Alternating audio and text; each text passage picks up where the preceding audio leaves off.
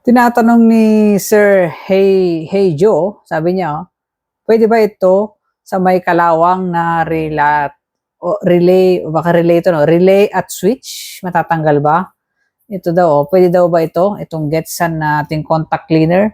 Ayun sir, ang contact cleaner kasi is pangtanggal to ng mga dumi, yung mga grease, okay, sa mga switches, sa mga electronics part, okay? Tinatanong mo kung matatanggal ba, hindi ko pa kasi natatry yung kinakalawang na gano'n ng mga switch, yan. Ang natry ko lang din is yung mga switch ko is madudumi, gano'n. Yung parang maganit na siya, gano'n, kaya inisprayan ko ng contact cleaner. Pero kung switch mo sir is kinakalawang or madumi, try mo sir, makakayanin naman ito, contact cleaner, ano?